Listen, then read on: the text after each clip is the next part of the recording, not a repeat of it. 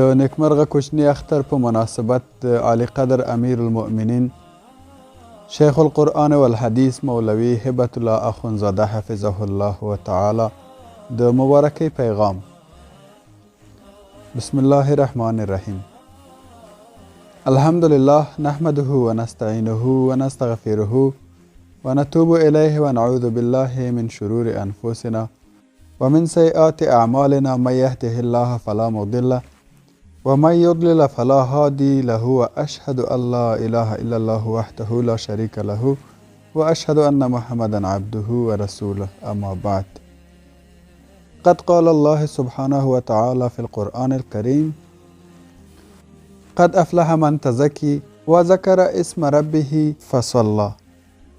ژباړه: په تحقیق سره بری موندلی، په مراد رسیدلی دی هغه څوک چې پاک شوي دي په ایمان سره له معاصیو او یاد یې کړ نوم د خپل رب په تکبیر سره بیا یې لمونځ وکړ چې نښه د اسلام ده.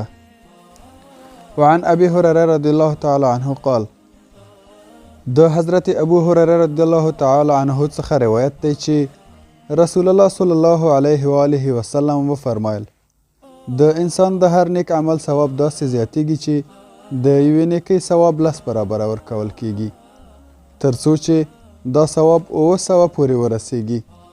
الله تعالی فرمایلی دی د روژې ثواب تر دې هم زیات دی ځکه چې روژه یوازې زما لپاره ده او زه به د دې ثواب ورکوم.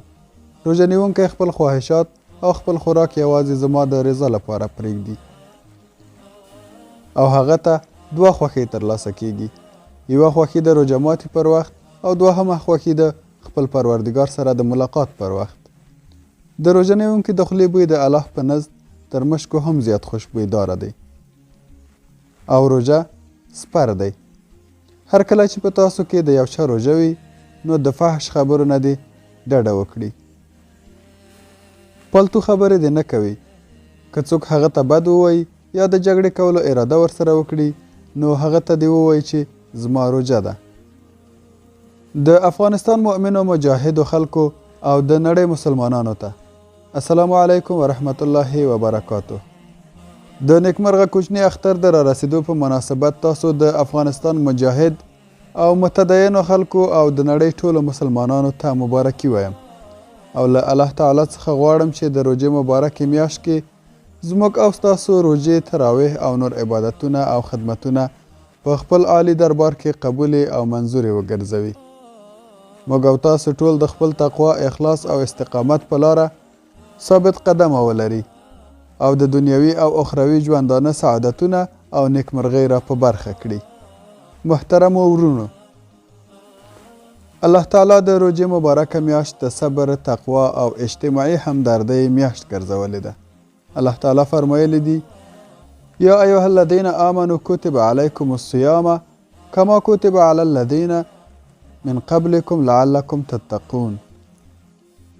ژباړه: ای هغو کسانو چې ایمان یې راوړی دی، ای مؤمنانو، فرض کړل شوې ده پر تاسو باندې روژه لکه چې فرض کړل شوې وه په هغو کسانو چې پخوا له تاسو څخه وو، هغه پخواني امتونه او پیغمبران علی نبینا و علیهم السلام لپاره د دې چې تاسو ځان وساتئ له ګناهونو څخه او پرهیزګاران شئ ځکه چې روژه د شهواني قوې ماتونکې ده. تفسیر شریف. د حضرت سلمان فارسی رضی الله تعالی عنه څخه روایت دی چې د شعبان په آخري ورځ رسول الله صلی الله علیه و آله وسلم موږ ته خطبه راکړه او وی فرمایل: ای خلکو، یوه لویه میاشت پر تاسو سایه غوړولې ده چې ډیره برکتناکه میاشت ده. دا داسې میاشت ده چې په دې کې یوه شپه ده چې تر 1000 میاشتو غوره ده. د دې میاشتې روژه الله تعالی فرض کړي او د دې میاشتې عبادت یې نفل ګرځولی دي. څوک چې په دې مناسبت کې په نیکۍ سره د الله تعالی قرب ولټوي نو د هغه ثواب دومره دی چې څومره د فرضو د رمضان د میاشتې پرته په نورو میاشتو کې دی. څوک چې په دې میاشت کې فرض لمونځ ادا کړي د هغې ثواب د رمضان د میاشتې پرته د نورو میاشتو د 80 فرضو برابر دی. دا میاشت د صبر میاشت ده او د صبر ثواب جنت دی. دا میاشت د غمخوارۍ میاشت ده. دا میاشت یوه داسې میاشت ده چې په دې کې د مؤمن رزق زیاتیږي. څوک چې په دې میاشت کې د یوه روژه نیونکي د روژه ماتي بندوبست وکړي نو د هغه ګناهونو د بخښنې او د دوزخ د اور څخه د خلاصون سبب کیږي او هغه ته د روژه نیونکي د روژې برابر ثواب ورکول کیږي او په دې سره د روژه نیونکي ثواب هم نه کمیږي. موږ پوښتنه وکړه ای د الله رسوله زموږ سره دومره سامان نشته چې د روژه نیونکي روژه ماتی ورکړو. رسول الله صلی الله علیه و آله وسلم وفرمایل الله تعالی دا ثواب هغه چاته هم ورکوي چې د شیدو یو غړپ یا په خرما سره یا د اوبو په یو غړپ سره د چا روژه ماتی ورکړي. څوک چې روژه نیونکي ته په ماړه نس ډوډۍ ورکړي الله تعالی به هغه زما په حوض داسې اوبه کړي چې بیا به هیڅکله تږی نشي تر څو چې جنت ته ولاړ شي. دا میاشت داسې میاشت ده چې په لومړي سر کې رحمت دی، په منځ کې بخښنه او په پای کې د دوزخ څخه خلاصون دی.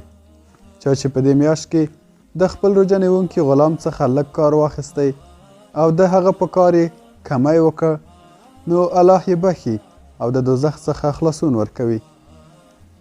د روژې مبارکې میاشتې په پای ته رسیدو سره نن هغه مبارکه ورځ ده چې په دې ورځ کې مسلمانان سرسایه او د کوچني اختر لمونځ ادا کوي لکه چې الله پاک فرمایلی دی قد افلح من تزکی و ذکر اسم ربه فصلی. ژباړه په تحقیق بری موندلی په مراد رسیدلی هغه څوک چې پاک شوي دي په ایمان سره له معاصیو او یاد یې کړ نوم د رب خپل په تکبیر سره بیا یې لمونځ وکړ چې نښه د اسلام ده. تفسیر دلته د تزکیې څخه مراد د فطر صدقه ده او له ذکر څخه مراد د اختر تکبیرونه دي او له لمانځه څخه مراد د اختر لمونځ دی. یعنی د اختر په ورځ اول د فطر صدقه یعنی سرسایه ورکړه بیا تکبیرونه ووایه او د اختر لمونځ وکړه او د دې ترڅنګ مسلمانان په دې ورځ د خوشحالۍ اظهار کوي. نو تاسو هم کوښښ وکړئ سرسایه ادا کړئ او مالداره مسلمانان دې د اسلامي ورورولۍ له مخې د نورو نفلي صدقاتو او مالونو په ورکولو سره هم د کونډو یتیمانو او بېوسو کورنیو خصوصا بېوسه ګاونډیانو سره مرسته او د هغوی لاسنیوی وکړي تر څو هغوی هم وکولی شي د اختر مبارکې شپې او ورځې په خوښیو او خوشحالیو سره ولمانځي. انس رضی الله تعالی عنه روایت کوي چې کله رسول الله صلی الله علیه و آله وسلم مدینې ته راغی نو هلته د هغوی د مدینې منورې خلکو سره 2 ورځې وې چې لوبې به یې پکې کولې. د جاهلیت د زمانې اخترونه چې نوروز او مهرجان نومیدل. نو رسول الله صلی الله علیه و آله وسلم وفرمایل الله تعالی تاسو ته د دې دواړو ورځو پر ځای غوره ورځې درکړې دي د قربانۍ ورځ یعنی د لوی اختر ورځ او د فطر ورځ یعنی د کوچني اختر ورځ. په بل حدیث شریف کې ابن عباس رضی الله تعالی عنه روایت کوي چې رسول الله صلی الله علیه و آله وسلم د بیهوده او بدو خبرو څخه د روژې د پاکولو لپاره په مسکینانو باندې د خوړلو لپاره صدقه فطر لازمه ګرځولې ده. محترمو مسلمانانو ورونو، نن موږ په هغه ورځ کې قرار لرو چې الله تعالی پکې د خلکو ګناهونه بخي او دعاګانې قبلوي. نو تاسو هم ټول باید خپلو مسلمانانو ورونو ته علل خصوص امیر المؤمنین، مجاهدینو، مسؤلینو ته د حفاظت او استقامت د اسلامي شرعي نظام د بقا دعا وکړئ. د اختر د مبارکو شپو او ورځو د درناوي په موخه خپل منځي بدبیني، زړه بدوالی، بغض او کینې له زړونو څخه وباسئ. یو بل ته بښنه وکړئ او یا بل ته د اختر مبارکي ورکړئ. لکه چې الله تعالی فرمایلی دی الذین ينفقون فی السراء والضراء والکاظمین الغیظ والعافین عن الناس والله یحب المحسنین. ژباړه: هغه کسان چې نفقه ورکوي، مال لګوي د الله په نامه، په خوښۍ یا ارزانۍ یا شتمنۍ کې او تکلیف یا قیمتي یا تنګسه کې، او چې زغمونکي د قهر دي سره له قدرته، او عفا کوونکي دي د خلکو چې پرې وکړي زیاتی او ظلم، او الله خوښوي نیکي کوونکي. په افغانستان کې د اسلامي امارت تر سیوري لاندې د امر بالمعروف نهي عن المنکر د شکایاتو اوریدلو وزارت د هر ډول فساد، د مخنیوي هڅه کوي. د امر بالمعروف نهی عن المنکر او د شکایت اوریدو وزارت محتسبین په خپله سعیه او کوښښ سره د خلکو په اصلاح بوخت دي چې له امله یې د منکراتو کچه ټیټه شوې ده او دا د اسلامي نظام یو له سترو اهدافو څخه دی چې په دغه ټولنه کې د هر ډول مفاسدو مخنیوی وشي. کله چې فساد ختم شي زموږ تاسو ژوند سوکاله، عزت مو خوندي، وقار مو پر ځای او خلک مو د اسلام له خوند څخه برخمن کیږي او د الله جل جلاله د رحمت مورد ګرځو. د اسلامي امارت ټولو ارګانونو همدا ډول عام خلک مو باید د فساد د مخنیوي او له منځه وړلو لپاره د امر بالمعروف نهی عن المنکر او د شکایاتو اوریدلو له وزارت سره دوامداره همکاري ولري او ملاتړ یې وکړي تر څو له فساد او فتنو څخه پاکه ټولنه ولرو او راتلونکي نسلونه مو د ناسمو عقایدو، ناوړه رواجونو او بد اخلاقیو قرباني نشي. د پورته مفاسدو په مخنیوي کې د ټولو علماو کرامو مسؤلیت جوړیږي چې د ځوانانو د عقیدو په سمولو او د منکراتو د مخنیوي په برخه کې پوره همکاري وکړي او خپل شرعي مسؤلیت ادا کړي تر څو د اسلامي امارت ټول فرامین، قوانین او په ځانګړې توګه د امر بالمعروف قوانین لا ډیر خلکو ته تشریح او په عمل کې پیاده شي. خوږو مسلمانانو ورونو، الحمدلله چې د الله جل جلاله په نصرت او د اسلامي امارت د مجاهدینو د قربانیو او ستړیاو په برکت د افغانستان خلک د بل هر وخت په نسبت په ښه امنیت کې ژوند کوي. باید دا هیره نه کړو چې امنیت یو لوی الهي نعمت دی چې باید له امله د الله تعالی دوامداره شکر ادا کړو. حضرت ابراهیم علیه السلام لومړی د مکې مکرمې لپاره د امن دعا وکړه او وروسته یې د هغه ښار آبادي وغوښته. له دې څخه واضح کیږي چې امنیت له نورو نعمتونو څخه مخکې یو مهم الهي نعمت دی. بله دا چې د خپلو امنیتي ځواکونو او مجاهدینو کلک حمایت او ملاتړ وکړئ، ځکه د مجاهدینو او امنیتي ارګانونو د شپو او ورځو زحمتونو نتیجه ده چې نن مو دښمنانو دسیسې ختمې شوې دي. خلک مو د شپې او ورځې د وطن هرې برخې ته سفرونه کولی شي چې دا ټول باید هیر نه کړو او قدر یې وکړو. محترمو مؤمنو او مجاهدینو ورونو، د شاوخوا 4 لسیزو سختو جګړو او بالخصوص د امریکا په مشرۍ د غربي نړۍ په ملګرتیا د ډول ډول کړاوونو او تکلیفونو وروسته د الله تعالی په خاص فضل او نصرت د افغانانو د جهاد، اوږدو قربانیو، صبر او استقامت په نتیجه کې د فتح عمومي امنیت او د ثبات مرحلې ته ورسیدو. الله تعالی موږ او تاسو د فاسد او غیر شرعي نظام په بدل کې د اسلامي شرعي نظام او د ښه امنیت څښتنان کړي یو. نو باید موږ او تاسو د دې ستر نعمت ډیر شکر ادا کړو. تاسو کوښښ وکړئ لکه څنګه مو چې د شرعي نظام د راوستلو لپاره قربانۍ ورکړي دي، هغسې د اسلامي شرعي نظام ساتنه او د مسؤلینو پوره اطاعت وکړئ. د اسلامي نظام د استحکام لپاره کوښښ وکړئ او د هر قسم اختلافاتو څخه ځانونه وساتئ. غیورو او مجاهدو خلکو، د مسلمانانو عزت، کامیابی او سرلوړي د دوی په اتحاد، ورورولۍ او یووالي کې ده. نن چې د اختر مبارکه ورځ ده، نو تاسو ټول خپل اتحاد او یووالی لا پیاوړی کړئ او د هر ډول سمتي، جبني او قومي تعصباتو څخه ځانونه وساتئ. الحمدلله د اسلامي امارت په راتګ سره افغانانو ته الله تعالی له کلونو مخالفتونو او جګړو وروسته د وحدت او اتفاق ښه فرصت برابر کړی دی. راځئ له دې فرصت څخه ښه ګټه واخلو. خپل وحدت او یووالی چې زموږ ټولو د بریا او عزت راز دی لا زیات محکم او پیاوړی کړو. د دښمنانو دسیسو ته متوجه واوسو. له خپل اسلامي او شرعي نظام او حاکمیت څخه په هر میدان کې کلکه دفاع وکړو او د همدې نظام تر چتر لاندې په عزت او حریت کې ژوند وکړو.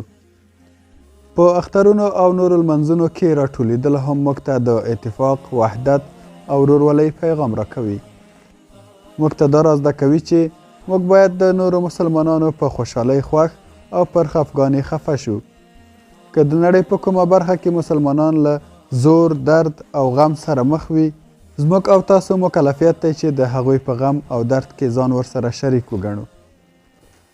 محترمو مسلمانانو ورونو، لکه څرنګه مو چې په تیر کې د فرمانونو، حکمونو او قوانینو اطاعت کړی، په راتلونکي کې هم دوام ورکړئ، ځکه د اولو الامر د فرمانونو، د قوانینو او حکمونو اطاعت او پیروي د قرآن کریم د صریح آیات مطابق پر هر مسلمان باندې فرض ده.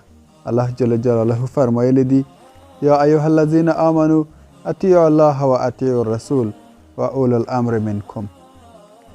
مسلمانانو ورونو، د دینی پرمختګ سره سره اعمار رغول او د مځکې آبادول هم د اسلامي نظام مسؤلیت دی.